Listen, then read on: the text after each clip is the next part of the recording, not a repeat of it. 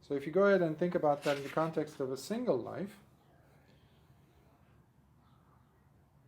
how you can go ahead and save a life from being wasted. Similarly, you would be saving an encounter, an experience from being wasted, or a certain endeavor, a certain relationship, because we usually go and repeat ourselves, so our relationships, patterns. So when you do that, when you look at it in that sense, I mean, journaling all of a sudden becomes a lifesaver. If you have the wisdom to see, oh my, yeah, now I see a pattern. Yeah. Why am I doing that? Do I keep doing that? Okay, and then you read your own words and the insights you had received in connection to a certain experience and said to yourself, I'm never going to do this. I'm never going to do that. And there you are, seeing it clearly. And you are in the same type of mud, the same ditches. And then all of a sudden you go, why am I doing this? So the journal becomes your very, very best friend. Your best therapist even, at times. Why? Because they have saved you from going down the precipice again and being crushed. Now this again, I mentioned the word wise. So the person has to be wise to see this. Now many times what happens is a lot of people are afraid of looking at their journal. They don't want to go back to the past. They don't like to. It's too ugly. It's too shameful sometimes. Many people don't even want to start writing a journal because of that. They're afraid of what they would see there coming out of their mind into the pen. Or what secrets are going to come out. Oh, I don't want to see that. I don't want to expose that. But I'm basically guiding my life according to those tendencies. So at least I'm writing it down and I can talk about it as I see to myself, and no one's going to see it. So you're protecting yourself. You're protecting the journals. I don't recommend people to show their journals to anyone unless it's a special kind of relationship, but not the whole journal. It's a very, very, very personal thing. Sometimes it's better to destroy the journal and then to show it to anyone. So you have to be careful of how you keep it, etc., etc.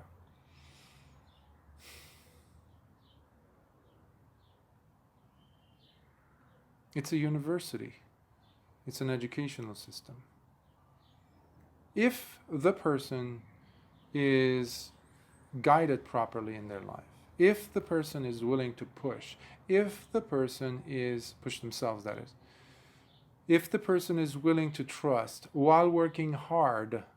I was just saying about, in Taoism, in martial arts, in Wushu, for example, in Kung Fu, they have this term, iron and silk.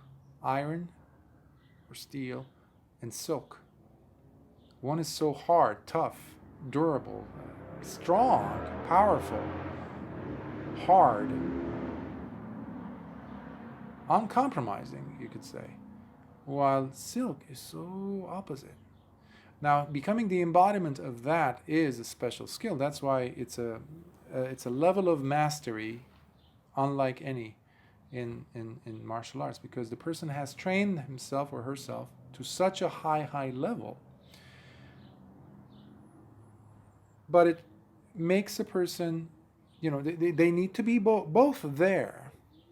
So if you think about the silk part as trust, and the iron or steel as hard work, being sharp, precise, persistent, deliberate in your activity, in your action, in your choosing, constant, like a woodpecker going at a tree, consistently at the same point. That's how you get a big hole where it can live.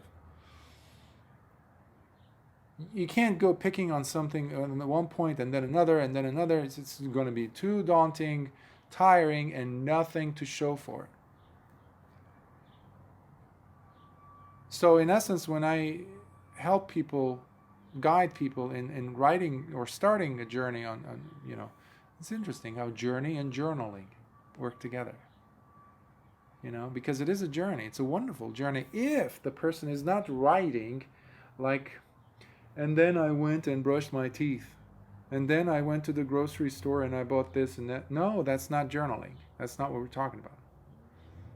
Journaling is about putting down things on paper, or you can even voice record. That's another way, especially if you can have it be like dictate. You can at least have the writing of it as well, because it's a different experience when you see the words written down, not digitally, but handwritten by you. It has a good effect. So the person is writing about things that are viscerally so important to them, so compelling. The frustrations, the anger, in Buddhism we have the 3 defilements, right? Greed, hatred, delusion. Letting those things come out instead of being ashamed of them so much that we don't even want to talk about them, hide them. Meanwhile, the whole life of the person is being led by them. So journaling becomes an exposer of these 3 things, which helps the person to go deep, and especially as a meditation instructor, it is something very close to what I teach as far as meditation practitioners go, and how I try to guide them is to understand the functionality of these 3 defilements, the kileshas, the defilements: greed or attachment, lust, hatred, anger, ill will, aversion, and delusion, indifference, ignorance, ho-humming through life, like one of my teachers would say. Being in the passenger seat of your life. That is the 3rd defilement, moha, ignorance or delusion. So what you're seeing is the manifestation of all these different aspects of your life that you're not so proud of. It's like the illegitimate children that you have, that you don't want to, you hide them when the guests come over. But you're writing a journal and you're allowing these kids to come out and play, because they rule your life anyhow. Your thinking, your emotional responses to things, your reactions to situations. However, when you're seeing them coming out in broad daylight and exposed fully, it almost, the term we use a lot in therapy, it normalizes it. You're like, yeah, I see you. Yeah. So okay. And the next time the same situation arises, when you're in the middle of a very heated environment, situation, a vortex of possibilities from which we only choose the negative ones, because it's again being guided by the defilements, because we behave reactionarily. Now, because you've encountered them in the safety of your room, having put ink on paper, and you remember, you see it, all of a sudden, you're not as intimidated and you see through it, which in essence allows the journaling to become a doorway for insights. This is what I mean by gives you insider information. Journaling gives you insider information to what? Not stock market or politics. No, it gives you insider information of how you function secretly from yourself. All the tricks that you pull on yourself to get away with things, to explain things, while you still end up in the same ditch, in the same abyss, after falling from on high. Because now you're no longer being mesmerized by the content or the stories or the details. which are not important at all in this case. The superficial details, I mean. Because now you're able to see the underneath what's happening, the patterns you see. So the nasty, toxic relationships that you always found yourself in, or the way you behave around certain people, even though you were sucked into the story, oh, this person did this to me, that's why I don't like him. You're able to see beyond that, and then you see connections between incident A and incident B and C and D. And then you say, I see what's happening. Believe me, it's a lot easier to swallow than a friend coming to you and saying, you know, it's not, you always keep choosing the same exes, the same type of guys, the same type of women, or the same type of bosses to work with. And then you come complaining to us. We keep telling you it's you. And this is only coming from a good, honest friend, by the way. Those are the ones you keep. But we don't like them when they talk like that these days. So the journal, if you are, again, that element criterion has to be there. If you are honest enough to see through, and you see through the pages, and you see through the examples, it's like a person who's seeing through their past lives. And they see a pattern. And a wise person who has the ability to see through their past lives, and yes, these people do exist, these are abilities that everyone has, in a sense, if they work on it, then they'll be able to see, oh, instead of being sucked into the story as to why I did, they see the actual knots, they see the actual tendencies which led them down a downward spiral. This clarity, this realization itself is sufficient to let the person, or encourage the person, to pull themselves out of a certain situation before it turns into another debacle, before it turns into another wasted life. So journaling stops you from having a wasted life, or a wasted encounter, or a wasted energy on this relationship, a wasted energy on this endeavor, wasted energy on this whatever. People go traveling to different places in the world in order for them to really juice themselves up with new experiences, become rejuvenated by exposing to outside circumstances. Well, guess what? That's an outside circumstance, which means you're going to hop on a plane and come back to the other outside circumstance, which is your life, your mundane life, by the way, which you turned into mundane.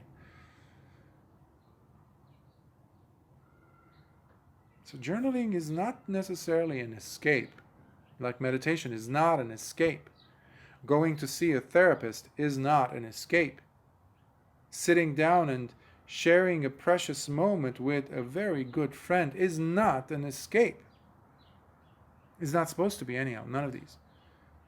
They are opportunities for growth, if the person is allowing of it to happen, for it to happen. So journaling is not just writing details about your day.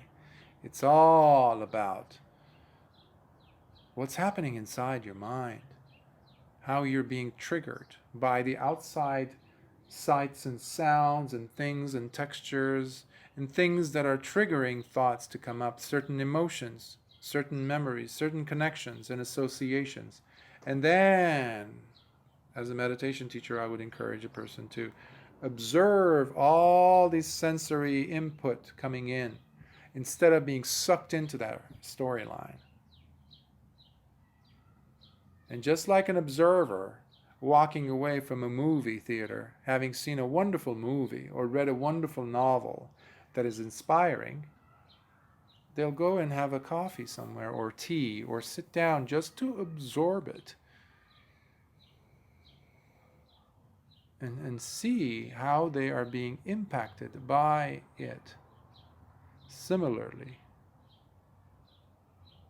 when you're sitting down to journal, you are creating an opportunity for you to digest life, to digest your day, to digest a certain experience. Your journal needs to be your best book in your bookshelf. Nicely kept away from other people to have having access to it, of course, but it needs to be your favorite book, not because you wrote it, but because the gems that are there that can never expire, actually. If you've gone through these steps that I was describing, meaning every time you go back to it and you open a certain page, there's a part of you that says, wow, I remember that day, but I wasn't remembering it. It wasn't in my sphere of awareness until I looked at it, and it took me a few milliseconds to realize, yes, it's me, it's this, I remember the situation. And then you discover something new about yourself now, because you're reading a page from your past, where you were present when you were writing it, living truthfully in those circumstances, whatever they were. And in hindsight, you look and you see, So it's also a compare and contrast situation. Could be a wonderful way of doing it, actually, because you can compare and contrast where you were to where you are now. And there's nothing wrong if you see that you were better off, or you're at the same place as you were then. So long as you make a decision to make a detour, go to the other direction, because you're seeing a pattern again. You see, this is how you catch yourself from following the narrative, the superficial details, versus looking and seeing the pattern. I gotta quit this, because I used to blame my boss. Now I'm blaming my spouse, my partner, my child, or my neighbor, something, a professor, a teacher, or a colleague, or an employer. I'm blaming someone. Well, is there a pattern? Yeah, it used to be somebody else. It used to be this, that. Also, those weak spots in your life slowly become dealt with, overcome. Difficulties become overcome. It's like that quintessential example that many people have used. I've used it quite often. Trying to break 100 pencils at the same time. It's very difficult, if not impossible, for many. However, if you pull one pencil out and you break it, it's doable. A child could do it. So similarly, when you're writing a journal, all of a sudden at the end of a journal, or if you have several journals like I do, and you go back to journal number 4 or 3 or 2 or 1, and then you see, oh my.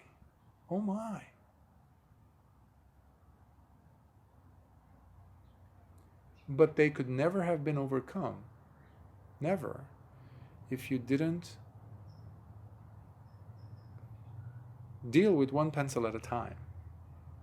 At the end of the journal, or a series of journals, you've already broken 100 pencils, if not more.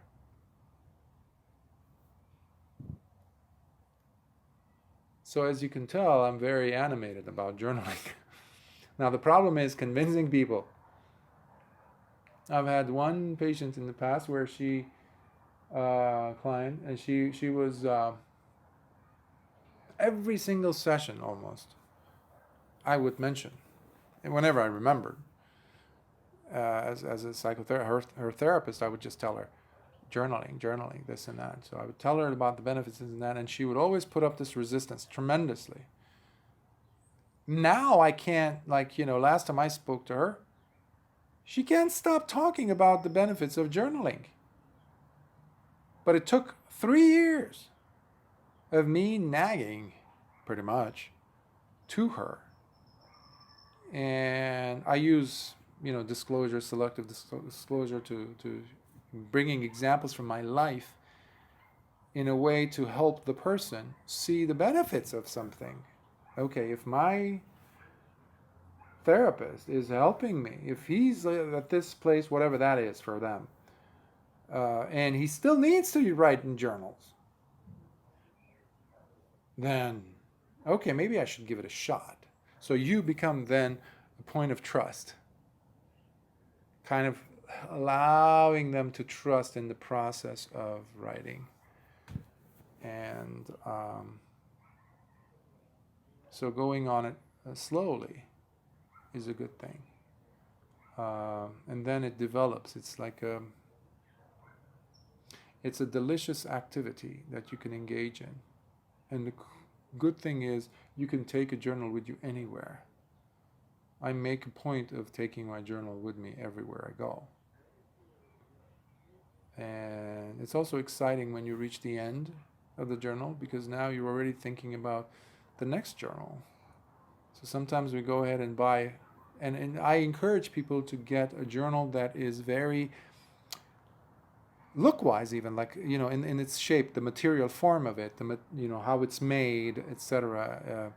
If there's some love and attention given to the making of the journal, if there's some insignia that speaks to us, the material, is it fabric, is it leather, is it this, is it that, how thick is it? I don't like journals, for example, that have lines in them already made, personally. It's a personal preference, obviously.